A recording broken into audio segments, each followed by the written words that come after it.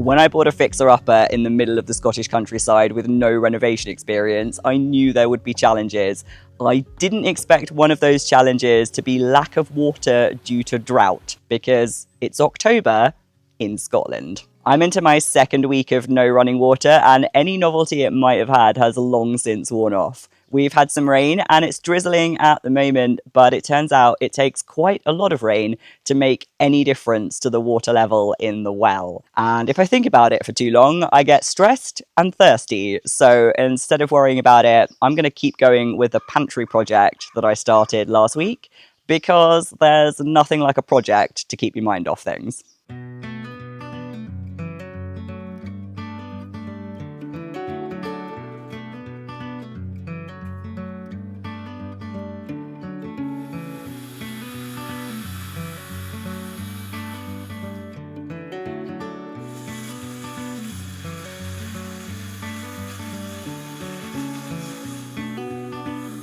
Is it perfect? No. Can I hide that bit at the back so no one will see it? Yes.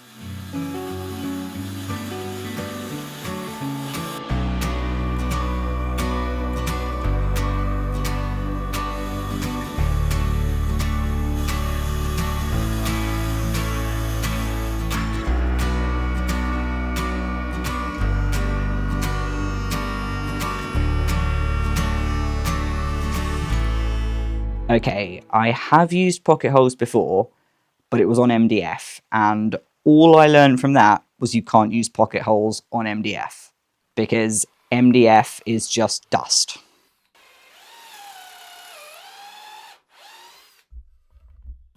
Come on.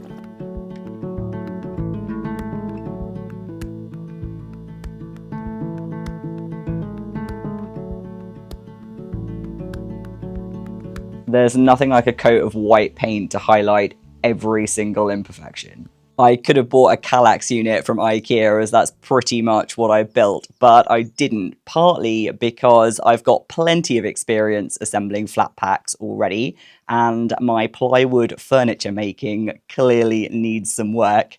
But also, I could only find Kallax units that were 4 squares high, and I wanted 5. So I built it myself, and it's a little bit questionable looking, but it's going in a corner in quite a dark room, so no one will know. It needs another coat, but I think it would probably look better if it wasn't white. This is what happens when I don't paint things green.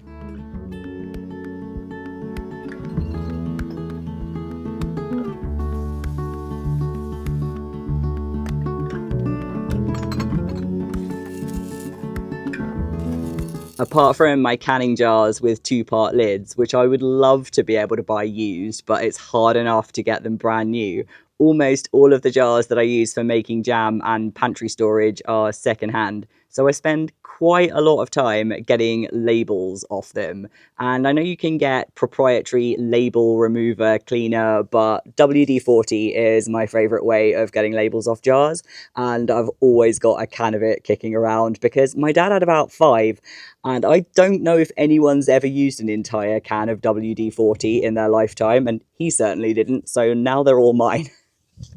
I store all of my dehydrated things in old coffee jars, and I'm almost out of clean ones. So running water or not, I need to clean some jars. You're also helpful. Such helpful jerks.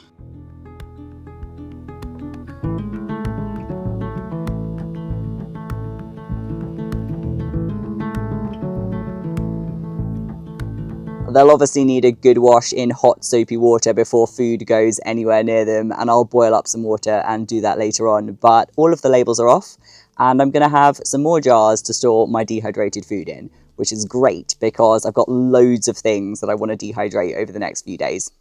Let's see if we can make this look a bit less like something my dad might have found in a skip.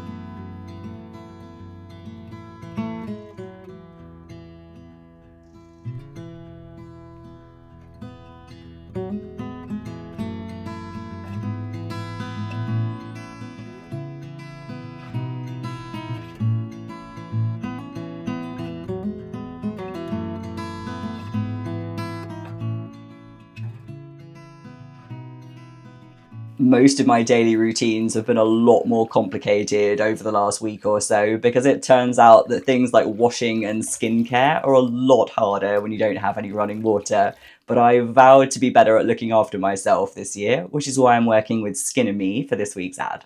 I've used a lot of questionable products on my face over the years in an attempt to fight teenage acne that lasted well into my 20s, so I'm usually pretty skeptical about trying something new. Skin and Me offer a personalised treatment plan that evolves with your skin. From clearing spots to tackling rosacea, you can pick your skin goals in your online Skin and Me consultation, and their dermatology team design a skincare solution tailored to you.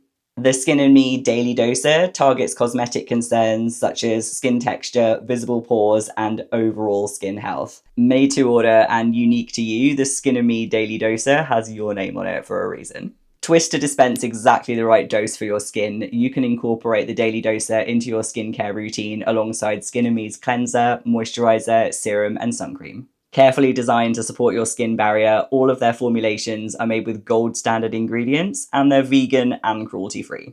There's nothing like editing high-definition videos of yourself on a regular basis to make you very aware of what you look like. And since I've been using the Daily Doser, I've definitely noticed an improvement in my skin that even a week without running water hasn't been able to undo. Remember to check out Skin and Me and use my code JUDESM to get your first Daily Doser for $4.99 and then $24.99 ongoing. Try Skin and Me risk-free, results in 12 weeks or your money back.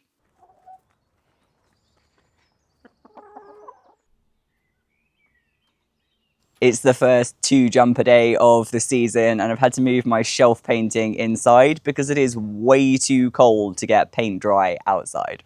I should probably stand this up and have a look at it before I do anything else to it.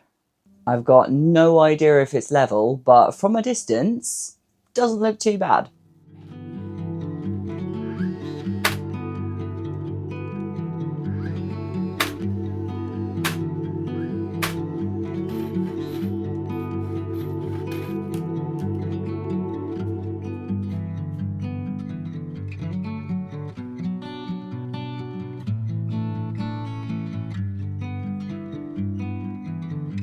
While I'm waiting for the wood filler to dry, I've got loads of carrots I'd like to get harvested because it'll be a lot less fun to do it in the rain that we've got forecast later. I don't know what I was expecting when I pulled this carrot out of the ground, but it wasn't this. This is amazing. You're gonna be mad.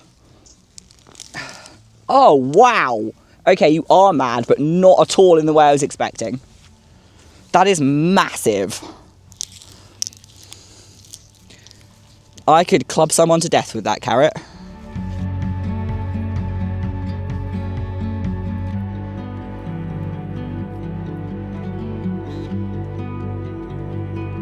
You wouldn't see something like that in Waitrose. I feel like there's quite a lot of carrot here. I grew 3 different varieties of carrots this year. Harlequin, which is a rainbow variety, and they all look pretty much how you'd expect carrots to look. Paris Market Round, which came out a bit stumpy, but they're basically fine. And Autumn King, which are ridiculous. I think these might have been in the ground too long and maybe the soil was a bit too rich. I'm going to need to do some research because this one is enough carrots for a family of 5 and it is one singular carrot. And this one is as big as my forearm. I don't know what I'm going to do with them. Whichever way I turn this, it needs a parental advisory warning. If this was in the supermarket, it would have to be on the top shelf.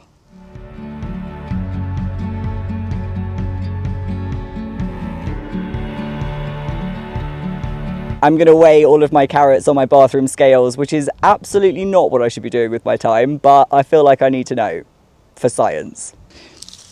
Oh my goodness. Don't need to go to the gym, just need to heft some carrots around. Okay, the brick weighs 4.55 kilos, 15.85, 14.9, 1200 grams. How are you a kilo? You're a bucket. 21 kilos of carrots, which is pretty impressive considering they all grew in a 1.2 by 2.4 metre bed alongside 37 onions. And that's not including all of the stumpy little carrots I harvested a couple of weeks ago to make soup out of. And I've only grown carrots once before and it was in a pretty small container, so I'm happy with that.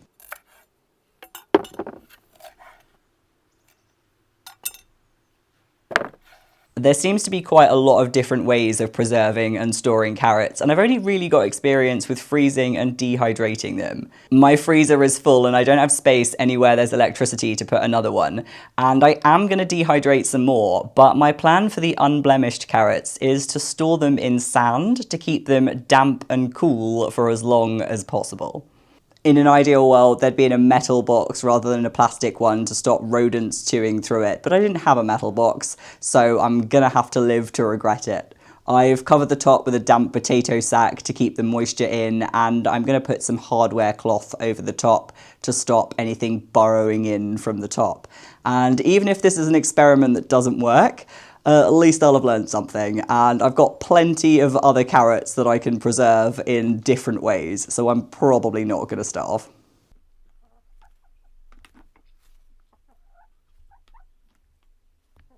I've barely touched my to-do list today and it's almost 3 o'clock, but there is some water progress. There isn't any coming out of my taps, but the well is full. It looks like it was a combination of problems, there not being enough rain and water coming out of the well quicker than it could refill, and somewhere there is a burst pipe, because the cattle trough in the field behind my house, as the well has refilled, has completely flooded around that area.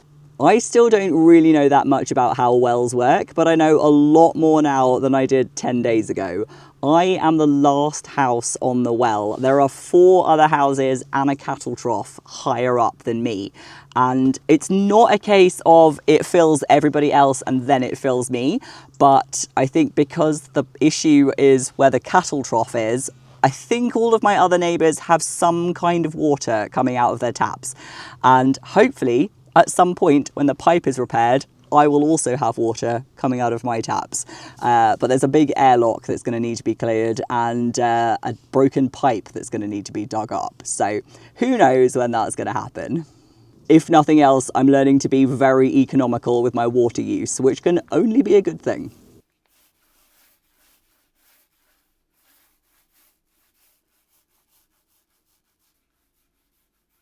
I stayed up way too late last night planning out how to build a wine rack for the pantry, and I don't even drink wine, but I feel like I could store elderflower cordial and other bottles of liquid in it.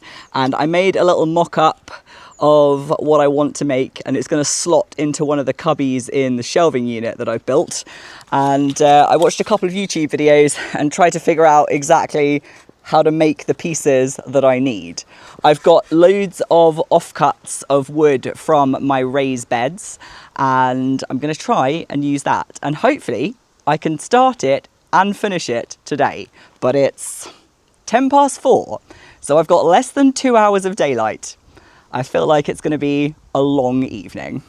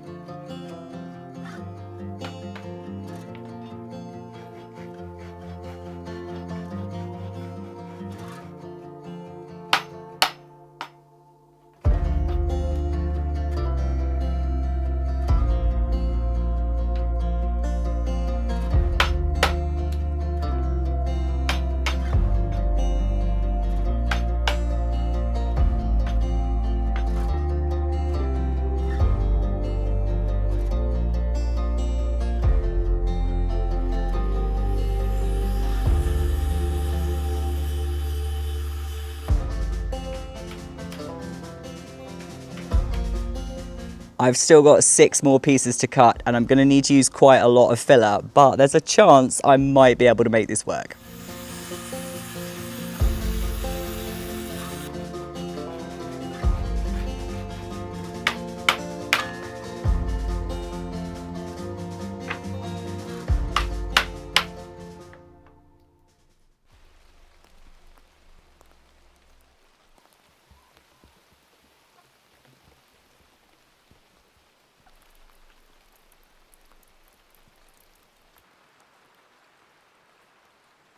There's water, and not only is it coming out of the sky, but as of late last night it is also coming out of my taps, and I have never been this excited about the prospect of doing laundry in my life. I've realised a couple of things over the last 10 days or so. It is really easy to take water for granted when you've lived most of your life attached to the water main, and when things go wrong, community is really important, and I am really lucky and really grateful to be surrounded by such a good one.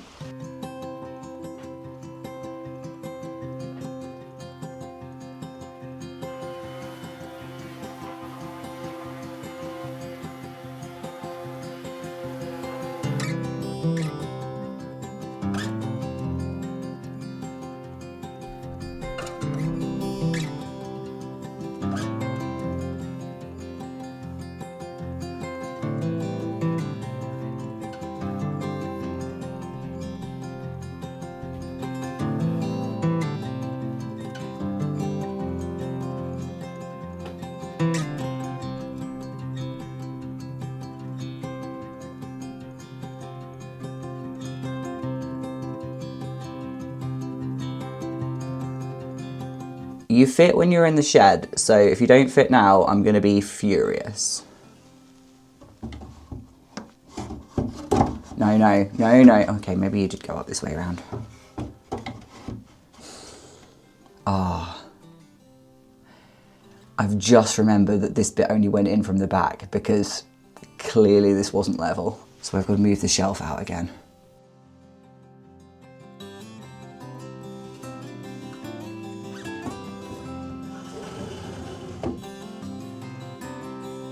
Okay, that is absolutely not perfect, but it'll do. Oh, there's a reason that bit's at the back. No spirit level was used in the construction of this wine rack, and it shows, but it'll store bottles, and that's good enough for me. I've never made anything like this before, and I genuinely didn't think I'd be able to do it. If I put something underneath the bit at the back, it'll make it slightly less wonky. That might be the best use I've ever seen for a 1p piece.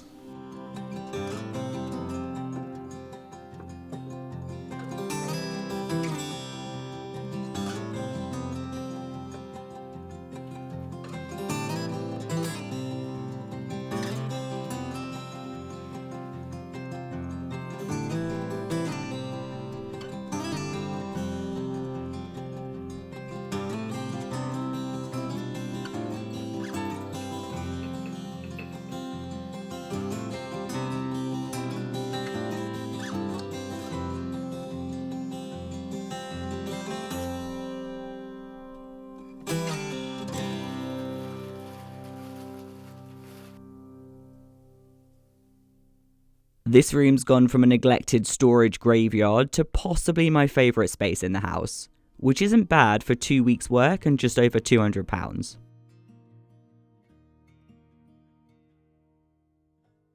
It's full of things I inherited or picked up secondhand, upcycled or made from scratch, and hopefully at some point it'll also be full of food. It has been a very long week and I've still got a lot of carrots left to process, but the water's back, the pantry's looking pretty good, and I've learned some new skills, so that's good enough for me. See you next weekend.